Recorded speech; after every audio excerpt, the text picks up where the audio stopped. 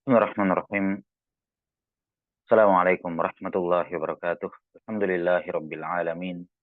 Wassalatu wassalamu ala asyrafil anbiya'i wal mursalin. Nabiyyina Muhammadin wa ala alihi wa sahbihi ajma'in. Asyhadu an la ilaha illallah wahdahu la syarikalah. Wa asyhadu anna Muhammadan abduhu wa rasuluh. Allahumma la ilma lana illa ma 'allamtana innaka antal alimul hakim. Amma ba'd. Saya nuwasil fi syarhi kitab al-ilm min mukhtasar sahih al-Imam al-Bukhari للشيخ عبد الله بن سعد الشهير بابن أبي جمرة الأزدي رحمه الله المتوفى سنة 95 و900 و600 من الهجرة النبوية. Masih dalam hadis yang pertama, Nabi SAW bersabda, "Man yuridillahu bihi khaira yufaqihu fid din wa innamal ilmu bitta'allum."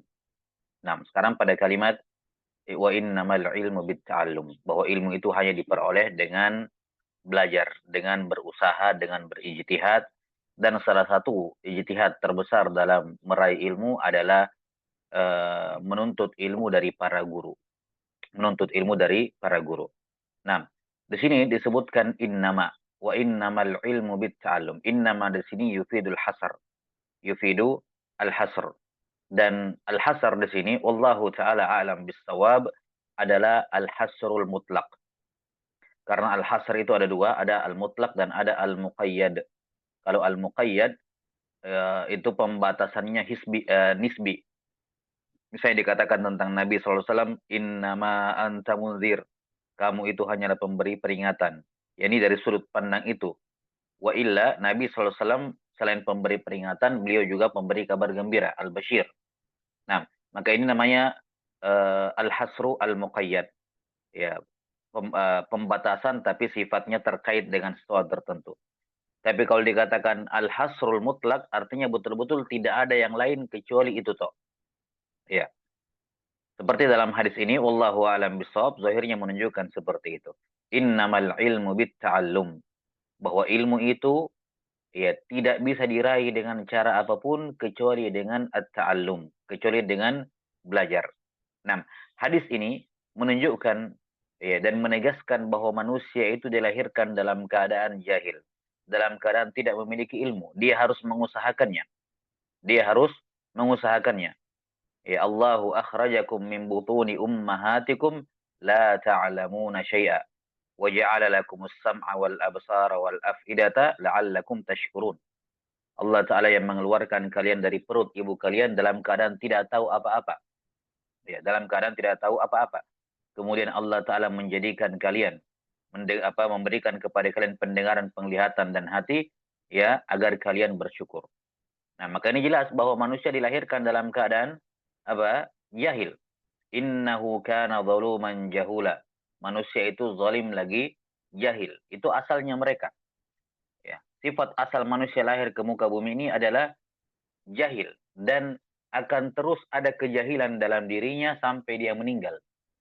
Tidak akan mungkin manusia mengetahui segala sesuatu. Seperti kata para ulama, tidak ada satupun manusia yang berkumpul pada dirinya semua ilmu agama kecuali pada Nabi Shallallahu Alaihi Wasallam.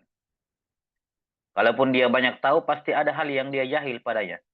Karena itulah tugas kita di muka bumi ini bukan untuk mengetahui semua perkara. Tapi tugas kita di muka bumi ini adalah mengurangi sebanyak-banyaknya tingkat kejahilan dalam diri kita. Karena akan selalu ada kejahilan. Selalu ada kebodohan dalam diri kita. Karena itu sifat dasar manusia.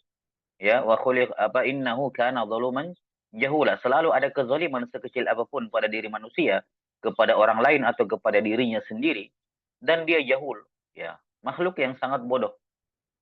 Ya, maka tugas kita adalah untuk belajar. Karena itulah Allah Taala memberikan apa? Gorizah, sifat dasar, kemampuan, istilahnya sekarang kemampuan pedagogik, bisa menyerap ilmu, bisa mempelajari sesuatu. Diberikan tiga alatnya, as-sam'a wal basar wal fuad. Informasi, ilmu, pengetahuan dari luar masuk lewat pendengaran dan penglihatan, ya, kemudian diolah oleh hati. Ini tiga alat belajar, ya, yang Allah Taala berikan kepada kita. Pendengaran, penglihatan, hati.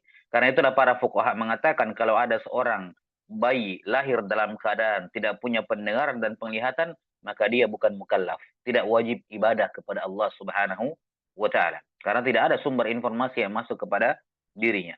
Nah, wallahu a'lam bishawab. Maka hadis ini jelas menunjukkan bahwa manusia dilahirkan dalam keadaan tidak tahu apa-apa. Karena itulah dia harus untuk apa? Untuk mengusahakan yang namanya ilmu. Innamal ilmu bitta'allum, dengan cara belajar mencari tahu. Ya. Dan juga para ulama menjelaskan seperti yang sudah kita sebutkan sebelumnya, ini menunjukkan bahwa ilmu itu tidak muncul dengan sendirinya di dalam diri manusia. Ya. Ini membawa kita kepada pembagian ilmu di kalangan usulin. Mereka mengatakan ilmu itu ada dua. Ada ilmu yang sifatnya daruri dan ada ilmu yang sifatnya muktasab atau nadhari. Ilmu daruri ini ilmu yang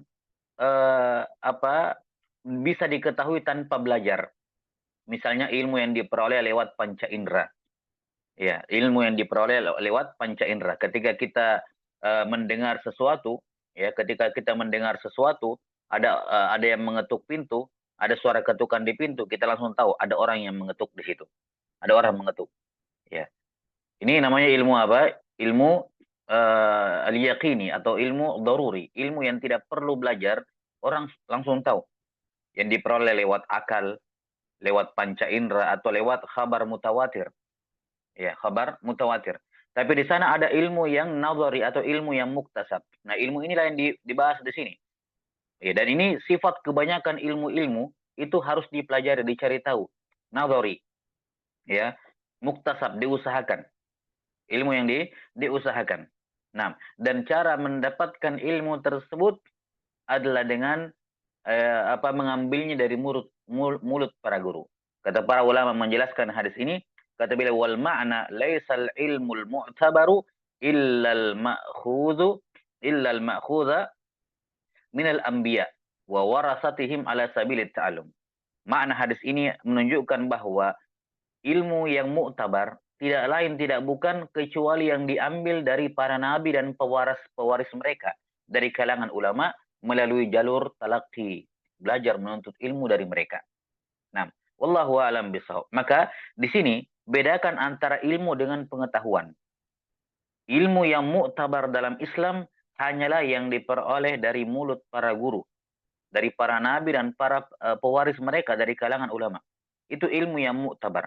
Adapun ilmu yang tidak diperoleh dari jalur mereka, melainkan lewat dia baca sendiri, dia autodidak belajar, itu betul adalah pengetahuan, itu adalah wawasan, tapi itu bukan ilmu yang mu'tabar.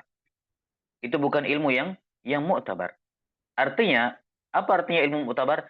Itu diakui ilmunya dalam syariat, boleh diambil ilmunya. Ya, boleh diambil ilmunya. Adapun orang yang mengambil wawasan keagamaannya dari buku, dari internet, dari artikel-artikel yang tertulis, dari ini, dari itu. Kalau zaman sekarang misalnya dari chat GPT doang gitu ya. Nah, maka yang seperti ini dia menjadi wawasan, kalau dia hafal ya dia hafal, tapi itu murni sekedar wawasan toh, tidak dikatakan sebagai ilmu yang mu'tabar dalam syarat. Karena itulah para ulama mengatakan la ta'khudhu anis suhufi. La ta'khudh anis suhufi. Jangan mengambil ilmu dari suhufi. Siapa itu suhufi? Orang yang mengambil ilmu dari lembaran-lembaran kertas, bukan mengambil dari mulut para guru. Ya, bukan mengambil dari mulut para guru. Dan tarekat menuntut ilmu para ulama turun-temurun itu dari guru, dari mulut guru. Haddatsana akhbarana sami'tu. Ya. Ini landasan ilmu dari zaman dahulu. Imma riwayatan wa imma dirayah. Imma riwayah wa imma dirayah. Iya. Nabi SAW bersabda, "Nadharallahu imra'an sami'a maqalati wa wa'aha fa'addaha kama sami'."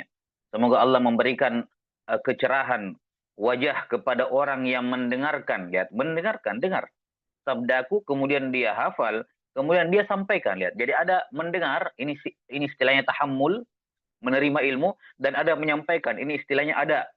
Ya, dia menyampaikan. Dia mendengar dan menyampaikan, mendengar dan menyampaikan. Dan demikian seterusnya, turun temurun.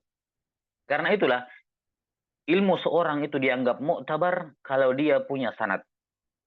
Kalau dia punya sanad. Sanad apa yang kita maksud di sini? Bukan sanad yang kita maksud di sini bukan sanad riwayat, tapi sanad pemahaman. Sanad pemahaman. Kalau sanad riwayat gampang zaman sekarang gitu ya, apalagi zaman sekarang. Kalau zaman dahulu iya, ada urgensinya sanad untuk membedakan hadis sahih sama hadis dhaif. Kalau zaman belakangan sudah nggak urgensi seperti itu. Tinggal keberkahan aja fungsi dari sanad itu. Nah, kalau zaman sekarang ada orang punya sanad tidak menunjukkan dia mengambil ilmu dari mulut para guru. Dia hanya mengambil riwayatnya, lafaznya. Tapi yang lebih penting daripada lafaz adalah pemahaman terhadap teks tersebut. Pemahaman terhadap apa yang dia riwayatkan. Ini yang penting. Kalau ada orang tidak punya riwayat dari gurunya, tapi dia mempelajari, ya, mengambil pemahaman gurunya, dan gurunya mengambil pemahaman dari atas, itulah yang dikatakan hakikatnya memiliki sanad. Jadi sanad yang dimaksud di sini bukan cuma sanad riwayat, tapi juga sanad diroyah, sanad pemahaman. Ya, dia punya sanad terhadap apa yang dia ucapkan, apa yang dia pahami. Karena itulah warid dalam biografi para ulama disebutkan siapa guru-guru mereka. Dari sinilah kita bisa mengetahui, oh ini orang belajar. Ya, ini orang belajar. Kalau kita lihat gurunya, oh gurunya juga belajar dari atas dan seterusnya. Jadi kalau ada orang misalnya gurunya tidak jelas, dari mana dia mengambil ilmu, ya. Gurunya ini kalaupun disebutkan siapa dia belajar di mana? Di pondok pesantren mana, di ma'had mana, kepada ulama siapa. Kemudian di atas lagi dicek terus, ya. Kapan terputus, maka mengkhawatirkan. Nah, maka sekali lagi ilmu itu diambil dari mulut para guru, bukan dari bukan dari lembaran-lembaran buku. Ya. Salah satu kisah disebutkan oleh Syekhuna Shalih bin Abdullah bin Hamad Al-Utsaimin hafizahullah ketika beliau menjelaskan, kalau nggak salah kitab Fardhul Islam. Kalau nggak salah kitab Fardhul Islam, beliau menjelaskan bahwa salah satu sebab terbesar tersesatnya manusia adalah meninggalkan para ulama, meninggalkan mengambil ilmu dari mereka. Apalagi di zaman sekarang dengan media online yang luar biasa banyaknya, ya. Terkadang orang sudah mencukupkan dengan yang online dan meninggalkan majalis offline. Ya, ini musibah. Dan bukan seorang penuntut ilmu seperti ini ciri-cirinya. Nah, selama memungkinkan. Nah, maka misalnya kata Syekh Shalih Al-Utsaimin hafizahullahu taala, kata beliau, lihat bagaimana Yahudi dan Nasrani tersesat bukan karena kitab sucinya hilang di tengah-tengah mereka. Karena kan tahrif pada kitab suci itu terjadinya ya di masa-masa masih ada ulamanya. Di masa-masa masih ada ulama. Tapi mereka tidak mengambil dari para ulama mereka. Ya. Jelas ya? Mereka tidak mengambil ilmu dari ulama mereka sehingga terjadilah tahrif. Nah, apa intinya kata Syekh Saleh hafizahullah taala, menunjukkan bahwa keberadaan kitab suci di tengah suatu umat tidak menjamin keselamatan mereka. Yang menjamin keselamatan mereka adalah ulama. Ya, adalah apa? Ulama. Ketika mereka tidak mengambil ilmu dari ulama mereka, dari mulut-mulut ulama mereka, langsung mengambil dari kitab, bermasalah. Muncullah berbagai macam bentuk penyimpangan. Maka ini contoh dari umat sebelum kita, Yahudi dan Nasrani, ketika mereka meninggalkan ulama mereka, terjadilah penyimpangan. Ya. Dan inilah yang terjadi di umat Islam sekarang. Seandainya Allah tidak menjaga Quran, ya, seandainya Allah Ta'ala tidak memberikan jaminan penjagaan terhadap Quran, mungkin orang-orang yang bermasalah dari kaum muslimin juga akan mengotak-atik Quran sebagaimana Yahudi dan Nasrani mengotak-atik Taurat wal Injil ketika mereka meninggalkan ilmu dari para ulama mereka. Nah, wallahu alam bissawab. Kemudian masalah berikutnya, di sini juga hari ini hadis menunjukkan dalil sunnahnya rihlah. Ya, sunnahnya menuntut ilmu berkeliling ke rumah-rumah para guru. Rihlah di sini tidak identik luar negeri, ya. Kalau di negerinya banyak guru, ya sunnahnya para as-salaf itu belajar dulu di guru-guru di lingkungannya, di negerinya, setelah itu baru keluar. Selama masih ada guru di dalam negerinya, masih ada yang bisa diambil ilmunya, ya maka dia mencukupkan di situ.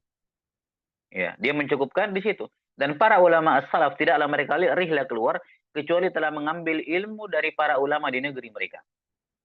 Telah mengambil ilmu dari ulama di negeri mereka. Nah, Allah Ta'ala alam bisawab. Ya, walaupun tentu saja bukan hal yang mutlak seperti itu ya, bukan mutlak bahwa harus di negara dulu dihabiskan, karena mungkin di zaman dahulu kan kota jumlahnya terbatas. Kalau kita ya negara Indonesia sangat luas sekali. Nah, ya ala kulli hal saya kira paham yang saya maksudkan terkait dengan masalah ini. Jadi sebisa mungkin dia menuntut ilmu dari guru-guru di sekitarnya. Setelah merasa ini sudah saya ambil, ya dia memperluas ya daerah pencariannya dengan melakukan rihlah ke tempat-tempat yang lain baik dalam negeri maupun di luar negeri. Nah, wallahu taala alam bisawab. Kemudian terkait dengan mengambil ilmu dari mulut para guru. Dalam konteks modern di zaman sekarang dengan adanya online seperti ini. Ya, dengan adanya online seperti ini. Apakah sah seorang dikatakan berguru kepada guru kalau dia menyimak lewat online? Kalau dia menyimak lewat online. Nah, wallahu a'lam bissawab. Di sini jawabannya kita butuh bedakan antara live dengan tidak live. Antara live dengan tidak live. Jelas ya, rekaman gitu ya. Nah, kalau iya sifatnya rekaman itu jelas. Sifatnya rekaman itu tidak sah dianggap sebagai talaqi. Tidak sah dianggap sebagai talaqi. Dan tidak sah dianggap dia berguru, tidak sah dianggap dia mengambil riwayat darinya. Ya, tidak sah dianggap dia mengambil riwayat darinya. Ya, konteksnya itu di zaman dahulu kayak wijadah dalam ilmu hadis. Wijadah itu seorang mendapati buku hadis, catatan hadis dari orang yang sudah meninggal. Tapi tidak ada riwayat darinya, tidak, dia pun tidak diwasiatkan, dia cuma dapat di buku-buku tumpukan buku-bukunya dapat catatan hadis misalnya kakeknya gitu ya. Nah, ini namanya wijadah. Dan wijadah dalam ilmu riwayat tidak bersambung munqati sanadnya. Tidak sah sebagai sebuah riwayat. Nah, maka tidak bisa dikatakan dia talaqi ilmu dari fulan kalau dia mendengarkan rekaman tok. Ya, mendengarkan rekaman tok. Iya. Ini kalau sifatnya tidak live, kecuali kecuali ini rekaman, kecuali kalau rekaman tersebut memang ditujukan untuknya. Misalnya kelas-kelas online ya yang memang dia ikut di situ, kemudian pada keadaan-keadaan tertentu dia tidak bisa ikut, dia hanya menyimak rekaman, di mana pemateri mengirimkan rekaman itu khusus untuk dia, untuk mereka-mereka penghuni grup yang tidak hadir tersebut, misalnya. Untuk peserta yang tidak hadir. Maka ini sah sebagai sebuah riwayat, tapi sifatnya istilahnya mukatabah. Istilahnya mukatabah. Kalau di zaman dahulu, seorang guru menulis hadis, kemudian dikirimkan. Ya, dikirimkan kemana? Dikirimkan ke ulama di tempat yang jauh. Ya, itu hitungannya sama kayak ijazah bil mukatabah. Tapi periwayatannya secara ijazah, bukan dianggap sama. Ini walaupun masih dihukumi bersambung, tapi nilainya kurang. Tapi bukan mimbabis sama. Dia sifatnya ijazah. Sifatnya ijazah. Kemudian yang kedua, kalau dia live. Nah, kalau dia live. Nah, live seperti ini, wallahu a'lam bissawab, ya. Ketika live seperti ini, ada dua jenis kelas live itu. Ada yang dua arah, artinya pendengar juga bisa, kalau dia mau bicara bisa gitu, dan memang diperuntukkan untuk mereka. Dan ada yang satu arah seperti kelas-kelas live di YouTube itu. Ya, kelas-kelas live di YouTube. Nah, ini sebagian membedakan ya. Cuman wallahu a'lam bissawab, kalau dari sisi riwayat, keabsahan riwayat ini tidak berbeda. Antara satu arah atau dua arah ini diperbolehkan. Ya, ini diperbolehkan selama kelasnya live. Ya, mau lewat Zoom atau lewat Google Meet atau lewat YouTube, yang penting live ya, maka itu secara periwayatan sah. Ya, kenapa? Karena dia mendengar langsung. Ini dikiaskan dengan riwayat dari seorang yang tidak kita lihat wajahnya. Ya, atau dikiaskan juga dengan riwayat lewat telepon. Ya, di zaman dahulu ada dibahas dalam buku-buku fikih, jual beli antara dua orang, yang satunya di puncak bukit yang satu, yang satunya pembelinya di puncak bukit satu, penjualnya di bukit yang satu. Mereka teriak, jarak jauh tidak ketemu tapi teriak dan kedengaran, itu dipastikan suaranya. Mereka mengesahkan jual beli seperti itu. Ya, suara jarak jauh. Maka dikiaskan dengannya di zaman modern dengan telepon yang kemudian semakin berkembang lewat video live ini. Nah, ini dalil-dalil para ulama muasirin, ulama belakangan untuk mengesahkan riwayat dari guru dengan syarat harus live. Ya, dengan syarat harus live, bukan berupa rekaman. Nah, wallahu taala alam bisawab. Nah, itu dari sisi riwayat. Adapun dari sisi diroyah, apakah itu dianggap talaki atau tidak? Kita katakan kalau sifatnya satu arah itu bukan talaki. Itu bukan talaki. Nah, kalau dua arah itu bisa dikatakan talaki. Kenapa? Kalau dua arah dia bisa mempertanyakan sesuatu yang dia tidak paham. Dia bisa mempertanyakan sesuatu yang tidak paham. Tapi kalau satu arah dia hanya mendengar tok. Dalam artian kalau ada salah paham terhadap kalamnya, dari mana dia bisa tahu itu benar pemahamannya? Dari mana dia bisa tahu apa yang didengarkan dari YouTube itu sesuai dengan apa yang dia pahami? Karena itulah wallahu a'lam bishawab. Bagi yang mendengarkan rekaman melalui YouTube, ya, mendengarkan rekaman melalui YouTube, ya, atau rekaman-rekaman kelas yang lain, sangat diusahakan untuk memperbaiki pemahamannya dengan menanya kepada pemateri. Kalau ya, memungkinkan tanya. Jangan sampai ada sesuatu yang dia salah paham, ya. Dan itu salah satu dampak buruk dari otodidak, salah paham terhadap teks, sebagaimana salah paham terhadap ucapan seorang alim. Nah, wallahu alam bisawab. Kemudian pembahasan yang terakhir, apakah autodidak tidak boleh sama sekali? Ya, kita katakan tentu saja boleh. Kapan? Kalau seorang sudah punya pemahaman.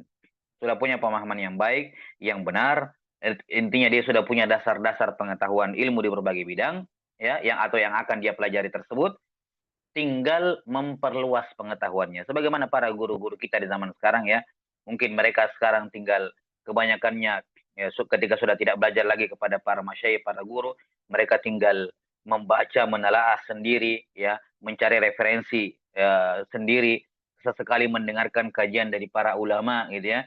Nah, tapi ini sifatnya sudah autodidak, tidak ada masalah karena mereka sudah punya basic-basicnya yang membuat mereka lebih aman dari kesalahpahaman ketika membaca teks-teks. Nah, Allahu taala alam bisawab.